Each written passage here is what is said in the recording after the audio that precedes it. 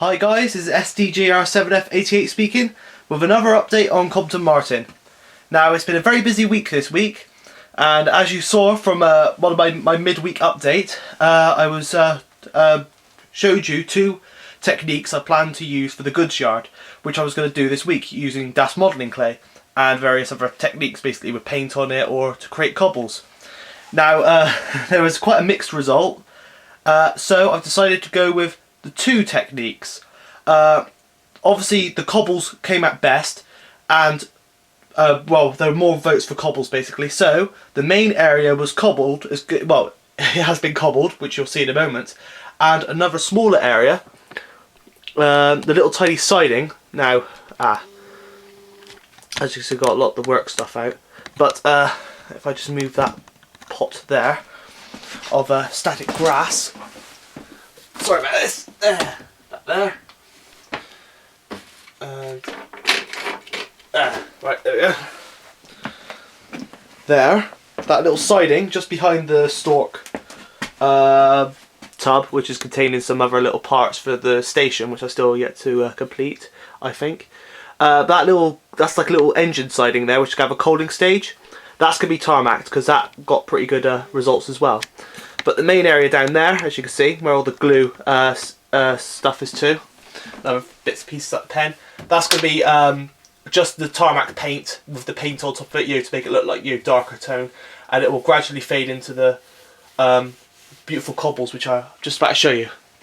The reason why I haven't put clay down there is because that's where the split in the borders to, and it'd be very hard to cover. Well, it'll make that split really stand out with the clay. It also uses a lot more clay. But as you can see, it's took me many hours, but I have finally done the goods yard. Well, I say done. As you can see, this section here, I ran out of clay for the second time. But anyway, if I zoom in, just look at that. That is the cobbles I have created. Now I'm going to take the the camcorder off the stand a moment. Navigate my way around the stand, the tripod, sorry, and just look at that. This has taken me many hours to do. All that little pen, as I showed you, it took me about 10 minutes to do that little tiny board. Well, 5 minutes. So just imagine how much it took me to do this. I reckon this took me about, I reckon the region between 3 to 4 hours.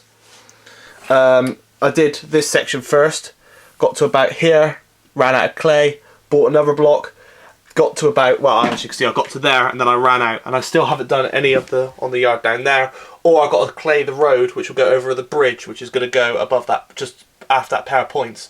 Again, just where the stork tub is, the other stork tub there. Now, as you can see, I did it with a pen. Whoops. It hasn't been painted yet, but it's pretty solid. And the rails, I've managed to do the rails as well. Now, whoops, not the heater.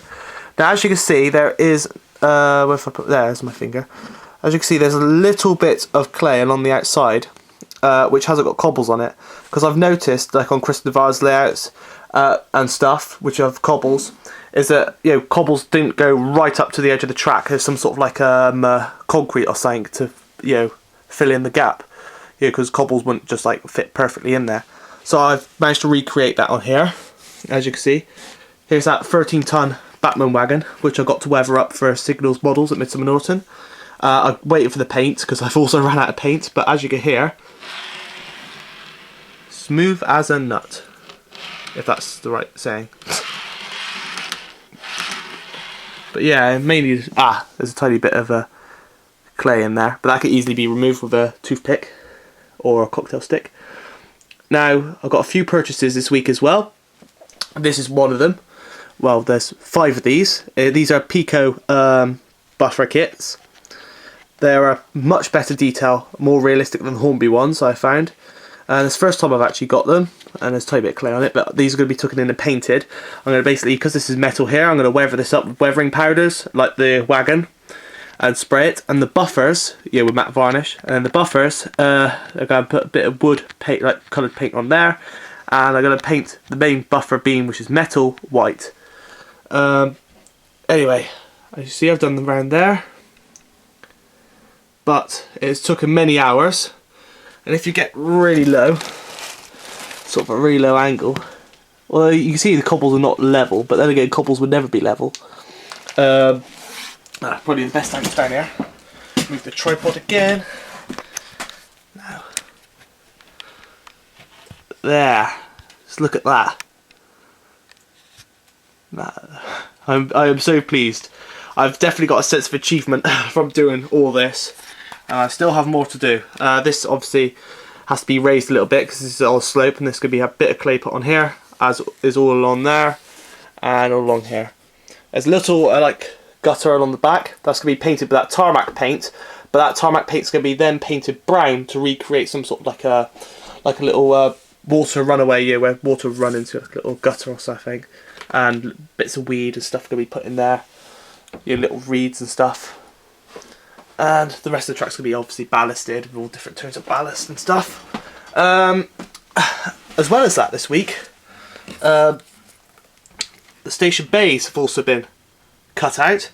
The station's now sitting on its little platform there, like it's supposed to, which sticks out the back.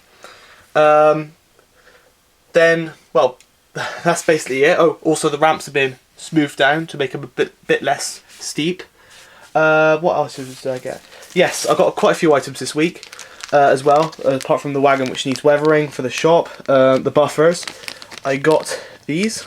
This is fences for the station. They're GWR style fences, but they look very similar to the ones at Midsummer Norton, and they're not going to be white, they're going to be painted this colour.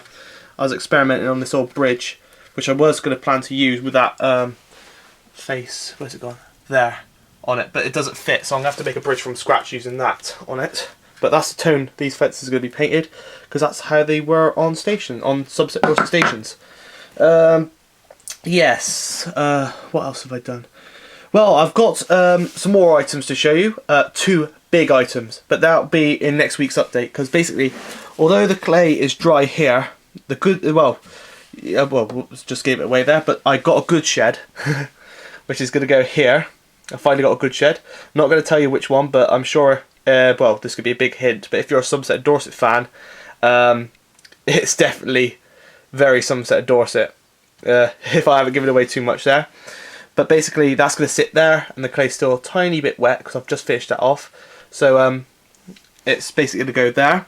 And I also got, well, I'm going to tell you the other item as well. Not really a big surprise, but when you see them, they're pretty good. It's a signal box, and the signal box, like I said, is going to go on the platform. Roughly where, let's move the static grass again. Roughly about, let's spare a piece of track there.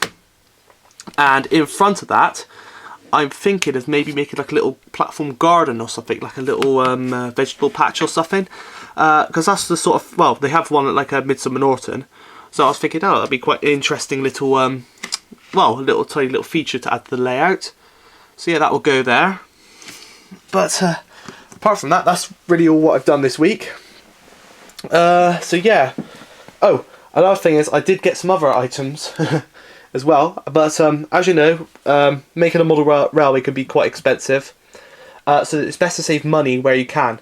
And polystyrene, you can buy polystyrene blocks from like Hobbycraft and stuff, but they're quite expensive, for a bit of polystyrene. So the best thing to do is to go into a big store, like electronic store, like Curry's or something, and just ask because for polystyrene, because they have refrigerators come wrapped up in it, and it all, they take it to the person's house it's being fitted to, and then they take all the packaging away, and all it's just going to be done is either thrown in a tip or just recycled. So I asked in a nearby Curry's, and I got all this. I'm not sure what it was originally for, probably a fridge or something, but as you can see, lots of polystyrene that could be carved and cut into shape for the hills, and well, basically stuff like that. So what's for the week coming? As you know, we if you're in Somerset, Bath and North East Somerset, let's just say, or the Bristol area, you'll probably have and you're in a school or college, you'll have another week off. And so what am I going to do for this week well, I plan to cobble, well, not cobble, but put the paving slabs, sorry about the mess there, on the station, line it at the front, maybe even put the fences on it when they're painted, weather at the buffers, like I said, make a start on the wagon, finish off the yard if I get some clay in there, and also maybe even start making the bridge. Oh, and also I hope to put the back scene on, because basically I need a back scene to start the scenery, because that way I can make it all perfectly smooth up with the back, lined with the back and stuff. So yeah, quite a lot for this week. As for videos on YouTube, I'm going to upload some more reviews, because I have loads of reviews lined up, and it's been quite an anticipated review. Some of you have been asking me about this review, but it's another 8F review, or as the LNER called them, 06, I think, class.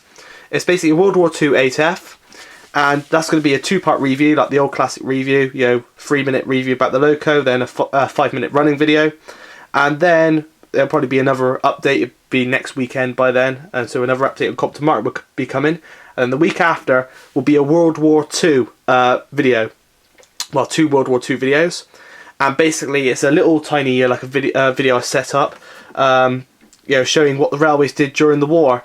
There's an 08 shunter in there, like a war liveried one, but it's the old Hornby style one, so the rods are on the wheels, not very detailed. But basically, I've just made up like a little story about it, well, in my head. Well, basically, that it was a War Department prototype shunter, which because they had all these weird little war shunters that they were invented during the war to like help with shunting tanks and stuff. So I'm just made up like as a prototype shunter which could travel quite fast, because basically it's being a really old model, it has to go quite fast or otherwise it stops, and it's pulling an ambulance train. But yeah, those videos will be coming up, so yeah, a bit to look forward to. But that's all really for this update. I might even try and do some ballasting as well, if I don't get the clay next week. But yeah, as you know, quite a lot of stuff to do. I mean, I'm still asking around about exhibitions and stuff. So yeah, this has been SDJR7F88 speaking, and thanks for watching.